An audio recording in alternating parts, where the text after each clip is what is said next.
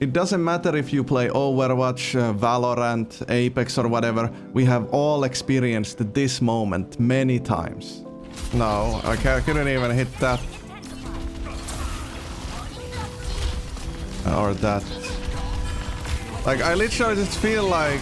You just feel like something is not right. You keep missing shots that you normally would easily hit, and you just can't seem to shake it off. I just feel like I can't even move my mouse. It's so weird. What did I do? Here I noticed that my chair height is 1 or 2 centimeters higher than normal. And for you American Freedom Unit users, 2 centimeters is around 15% of the length of an average erect penis. Okay. Let's see if it's really the height that's doing it. I know what you're thinking. There's no way it's that big of a deal if your chair is 1/7 of a penis length higher than normal. But just try to keep an open mind, and I'll show you just how important 1/7 of a penis size is. I think it was the height. Until this moment, I have been playing like absolute garbage, just missing all of my shots. I've been even struggling to hit targets who are standing still. Wow. And you might be thinking like, he just got lucky one team fight. Okay, yeah, that doesn't prove anything. This is how much 1 centimeter affects my aim. But ask yourself, how many team fights in a row do I have to dominate for you to believe me?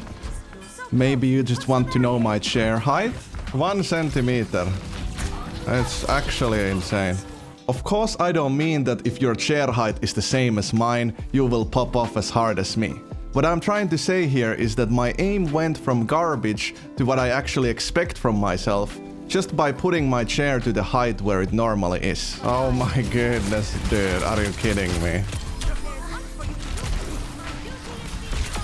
Well, let's start with the top 5 reasons why your aim suddenly sucks.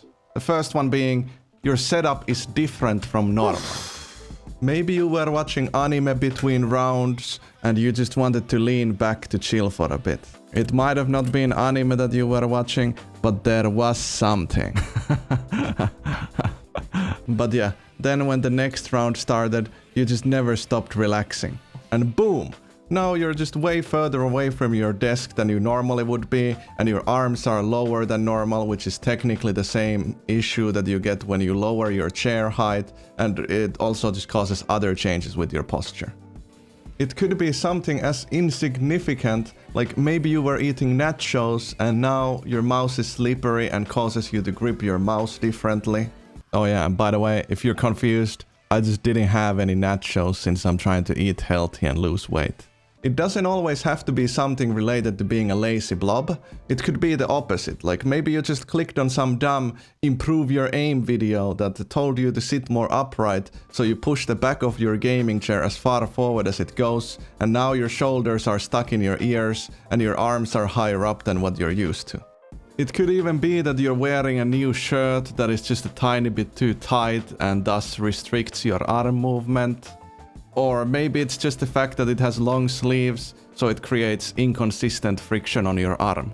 Maybe you're just one of those aim trainer experts who constantly change their mouse sensitivity.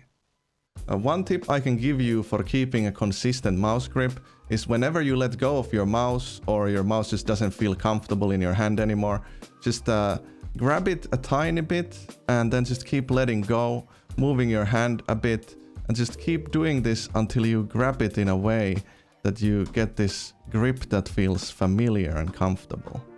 And the first times you do this, it might take a bit to find the right grip, but the more you do it, the faster you will become at just finding that right grip.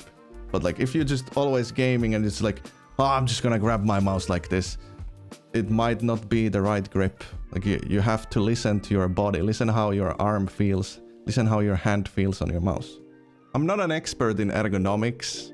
The way I sit when I game is probably not the best, but the one thing I can say for sure is that consistency is key. Find a comfortable but effective gaming position and stick with it. For example, I use this to measure my, you know, chair height. It's just a piece of random foam where I have drawn a line to show the correct height difference of my seat and desk. As in, when I put this resting against my chair between my legs, if my chair is at the correct height, the line will be where my desk will start. So this way I can easily check and set my chair to be the correct height. Number 4. Maybe you're just tired or hungry or tilting.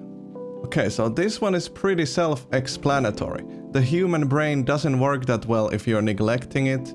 We only have a limited amount of energy to use every day. Maybe you're doing one of those fasting diets, or maybe you just drank a bottle of Mountain Dew and ate some nachos, and now you have a huge sugar crash. But either way, even if you do manage to keep your focus, you're probably at least going to tilt way more easily. So instead of managing to keep your focus on your aim, you're probably gonna be just focusing on the season 17 peak of that one player in your team. You molding piece of shit. Okay, so next up is the gamers with high sense for one reason or another.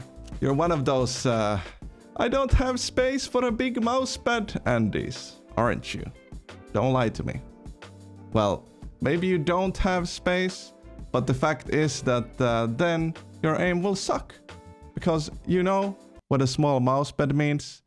It means high mouse sensitivity, since you don't have enough space to move your mouse otherwise.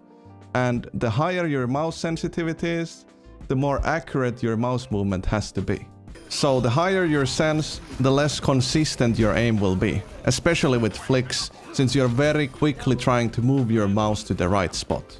I'm going to give you a very over-the-top example to make this easier to understand, but obviously it's still the same principle in a more realistic comparison. The difference just won't be as drastic, but of course it still matters a lot. So what I'm gonna do is I'll change my sensitivity to be 1. So now my sense is 1 with 800 dpi, and I'm gonna move my mouse from the left ear to the right ear, and this is how much I need to move my mouse. And this is the margin for error, and what I mean by this is that as long as my mouse is anywhere in this area when I shoot, I will still hit the head.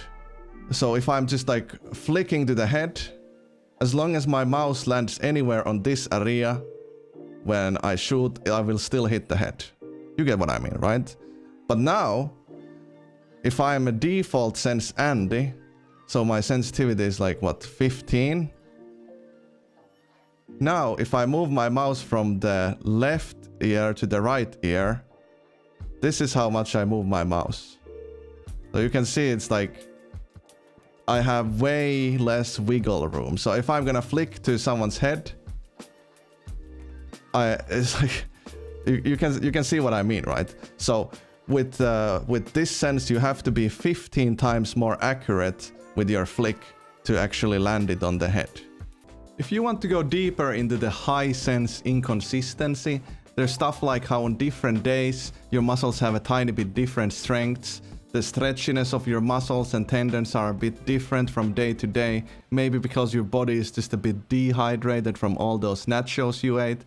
So then, the same brain synapse message that your brain sends to your arm muscles to move the mouse by 0.5 centimeters will maybe instead move it by 0.55 centimeters. But that becomes less of an issue the lower your mouse sensitivity is. If you want to quickly find a good sensitivity and don't want to do any research or experimenting, I recommend you go for like 5 sens 800 dpi in Overwatch. This is the most common sensitivity used by most of the pros and other high-level players. I have 4.5 and I have been as low as 3.85, but the lower your sense is, the harder it is going to be to keep up with fast and close targets, and the more important your crosshair positioning will be. When you have low mouse sense, you will use a bigger part of the mousepad, and something I have noticed that can make it difficult, at least for my body type and setup, is that if my arm is too close to my body like this, then the more I move my mouse to the right, the more my arm starts kind of twisting, and the harder I will press down on the right side of the mouse, causing extra friction, and when I get far enough, The left side of my mouse might even lift up from the pad a bit. What the hell?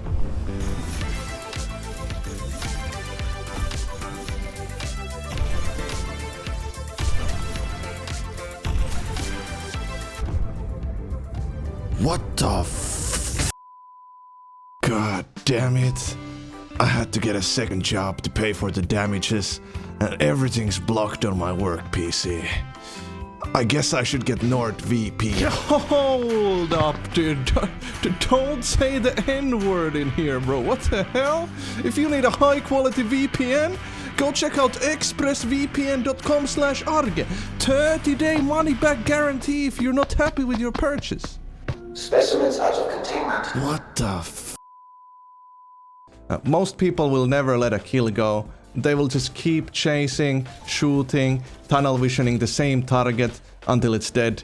And this will more often than not lead into moments where you will just overextend and die. And then it's gonna be like, damn, how did I miss all my shots? Oh, what's wrong with my aim? When in reality, the only problem there was that you just refused to let that one target go who was actively trying to dodge your shots, and you just kept forcing the fight until you die. It could even be as simple as you being too far away, so of course you're gonna miss all of your shots.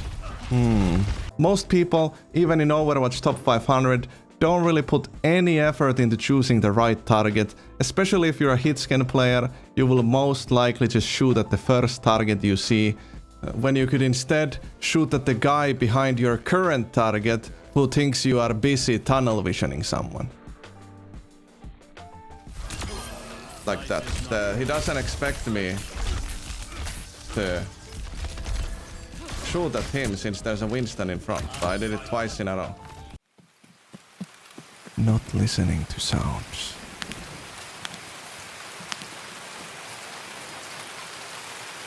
Hold up, I heard a guy running.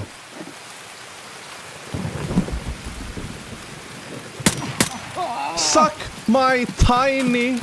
Maybe you're not listening to music, but you're using just one ear of your headphones. Yeah, some people do this. Or maybe you're not using headphones at all. Maybe because you just want to use your amazing 50-year-old vintage speaker system. But the fact is, speakers won't give you that accurate information that you need. And you're probably thinking like, what does sound have to do with my aim? But the fact is, sound is the most important part in having good crosshair positioning. If you can't hear where the enemy is coming from, you won't be expecting them, and you can't preemptively put your crosshair to the spot, check this out, where he will peek you from. Instead, you will have to do a much harder reactive flick shot.